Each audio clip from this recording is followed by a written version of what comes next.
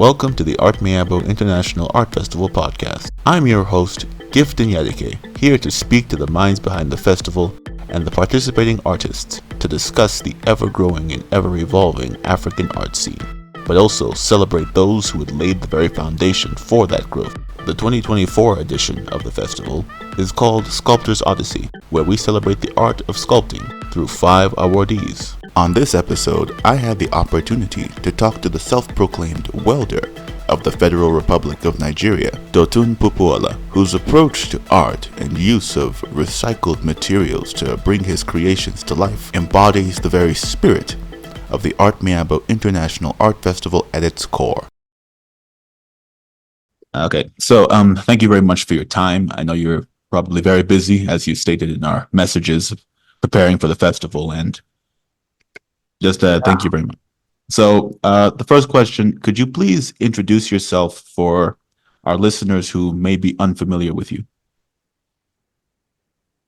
Okay, my name is Dotun Popoola. I am a metal sculptor, and I constantly call myself the welder of the Federal Republic of Nigeria. I am a recycler. I do what I call synergetic metal sculptures by recycling metal scraps into, amazing piece of art that could be classified as understated luxury, or could be called one of one, that kind of a thing. So my sculptures has given me the opportunity to be a voice for the voiceless and the hope for my nation. That's who I am. Yeah. Could you expand a bit on that understated luxury? What do you mean by that? Okay, most of my works are basically done not for the poor, not for the rich, but for the selected few. So when you mean understated luxury, I mean they are not pieces that you could find just anywhere, and they are not pieces you could see in just any gallery. Secondly, they are works that I do specifically for a purpose, and I don't repeat any of my work. Some of the people that I could tell you that have been able to afford my works are, maybe I could say, the nobles and the kings and the selected collectors who believes in luxury. I think that's what I mean. Okay, that is actually fascinating. Could you actually tell us a bit more about your artistic journey, and I think specifically what inspired you to delve into metal, to use metal as like your niche for sculpting, and a bit more about how you came about creating this understated luxury. Okay. Also, where you started, even. Yeah. So I think my art started as a kid. I could remember at the age of 9, my dad enrolled me at with a roadside artist, in a place in Lagos. I was born in Agege, Lagos, in a community where you probably wouldn't think any good thing could come out of here. But I came up I was classified as a black sheep of the family, but I later rose to be the head of the corners. So my dad noticed my creative ability right from childhood. So, and he got me enrolled with a professional artist in Lagos. And gradually, I went to the university to study fine arts. I also went to the Polytechnic to study applied art. So after my first degree at the Artmiabo University, I I went back to do my master's. I did my master's degree in painting and my first degree in sculpture. So I had both experience as a painter and as a sculptor. So in 2014, I had just finished my masters and I wanted to go into the labor market, like the I mean the Lagos art market, as we constantly call it. So I wanted to go into the market, and I saw that the market is saturated. He had a lot of professionals who probably wouldn't give me space to explore. Well, maybe I could say God. It will take the grace of God, and uh, you probably want to kiss us all to get your work sold. So at that point in 2014, I told myself, no, I can't just go into the market. I need to, just study the market a little bit. So I went back into my room and I did a critical study of what the market entails, what it takes to be relevant in Lagos art market. But before going into the market, I told myself that I needed a mentorship.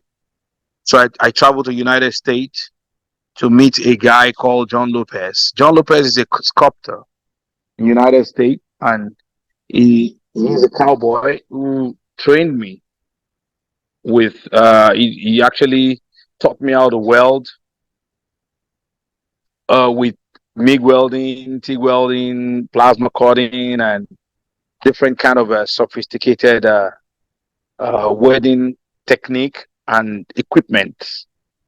So I returned back to Nigeria in 2015, and having learned from him, I came back to the country and I started going to different junkyard to pick up scraps, and then I started creating body of works with discarded materials.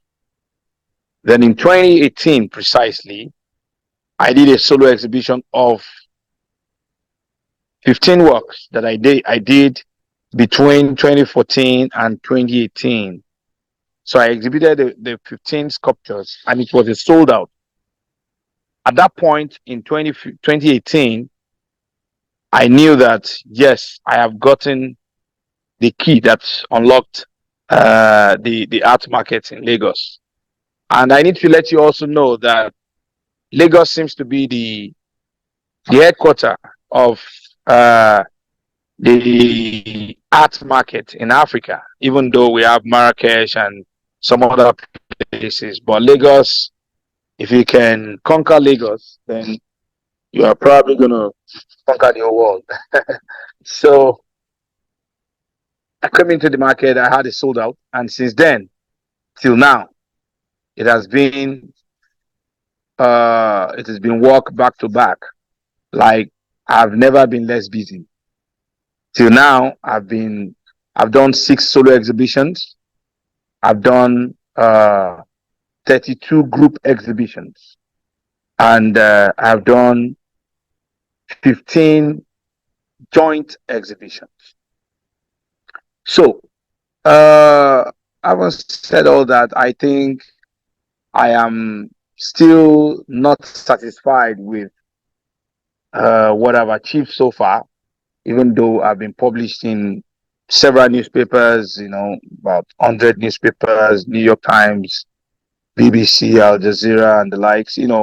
I've got a lot of publications of my work and my lifestyle, and I had a book published to myself, Metal and Metaphor, titled Metal and Metaphor. So the journey it's not been easy, but God has been faithful. Thank you. Thank you very much for that. I actually want to segue into the festival, and I think one of your points really stood out to me. and also in doing the research about you in regards to your using of discarded materials to create your art, which is which is, I think, that approach to art is part of the reason that the Artmiabo International Art Festival exists. If you know, like the very first one in 2022 was called Remake the World, which was specifically centered around that, around the idea of using discarded materials and recycled materials to create art, which is the approach that my mother and the host of the festival, Mrs. Miabo Nyadike, has used for a lot of her Yeah. creations. So I'd like to get to know your thoughts of the festival as a concept, and especially this year's being the Sculptures Odyssey. Okay, yeah. I mean, I quite appreciate what she's doing for the art industry in Nigeria as a whole. I wasn't part of last year festival, but I saw the festival really went viral. You know, everybody was there. I saw a lot of my colleagues participated in that show, and I felt, wow, this is a laudable. I mean, this is a beautiful event, and is something that is commendable.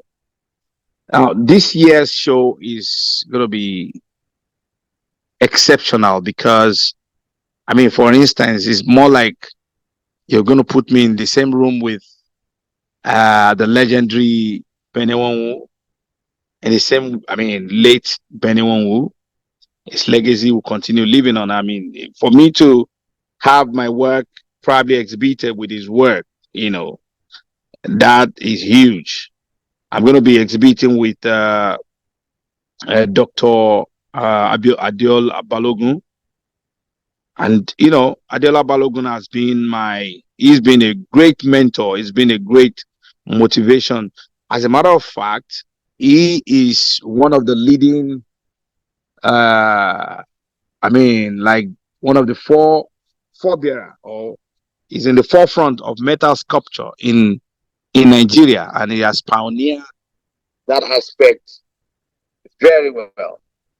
So I feel that it's a great honor for me to be there, to be awarded, to be, you know, to be celebrated.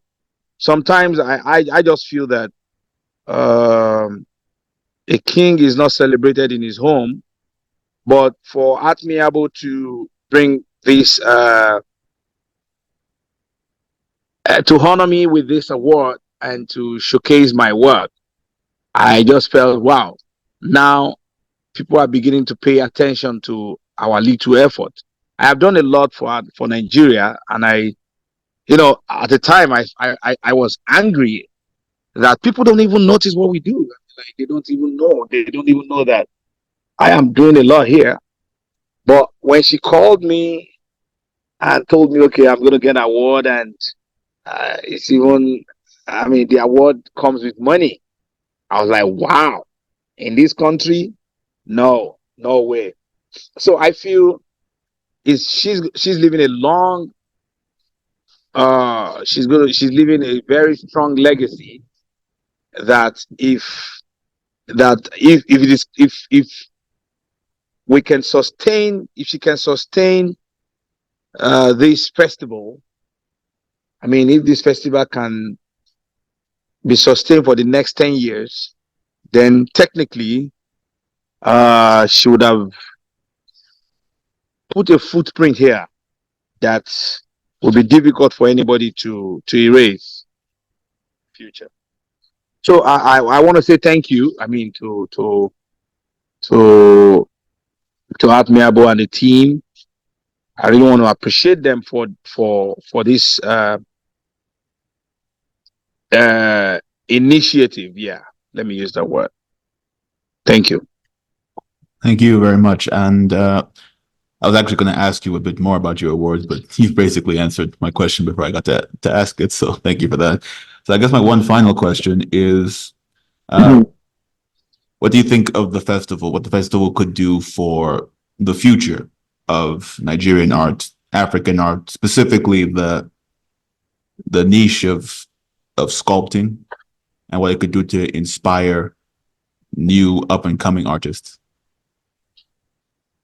Yeah, I think if this festival is well packaged, to, the way it should be, it will become a template that people can actually use for other festivals. If everything is properly done in terms of publicity, packaging, presentation, designing, celebration, if everything is properly done professionally, it will be a template. Because so far, I'm not sure there's any art festival in Nigeria now. There's none. I can There tell you, isn't. there's none. Yeah. I've been to art festival in Gujarat, India. I've been to art festival in the US. I just came back from Doha, Qatar, from a scrap art symposium. I've been to art festival in. I'm losing touch with places I've gone for festival, and I saw. Yeah, there was one in. I was at a scrap, not a festival, but yeah, it's a festival, scrap festival in Detroit, Michigan. Yes, they call it Scrap Fest, and I saw the way people participated. A lot of people brought their works. People came with different ideologies. They came with uh, different stuffs, and everybody had fun. So in Nigeria, we only have art exhibitions where someone just put their works in a gallery, and you have like maybe 100 or 200 people there, and that's all. So if this event can really be uh, packaged as a real festival, a real festival, it will be in the book of history as one of the best festival ever in Nigeria. Um, Thank you very much, Mr. Popoola. Thank you so much for your time and your answers. This has been a lovely conversation. It's just been wonderful to hear from you and your perspective. Yeah, thank you. I just want to say very much from the bottom of my heart, congratulations. I know you've achieved a lot, and as you said, perhaps not as much as you should have, as is the case for a lot of the other awardees in the lineup. So I just want to say congratulations to you, sir, and please enjoy the festival. I will. So are you coming over too? Possibly, but more than likely not. But my mother, she'll be there. My father, sister will probably be there as well. So why are you not coming? A lot of work on my side. That's unfortunately that's keeping me. Okay. No. Yeah. I look forward to that. Yeah. Yeah. So yeah, once again, sir, thank you very much. Thank you so much. I appreciate it. Bye, sir. Bye. The 2024 edition of the Artmiabo International Art Festival will take place at Ebony Life Place on the 29th of April to the 1st of May, with VIP viewing on the 29th at 6 p.m. Please subscribe to the podcast so you can be notified of new episodes when they are released.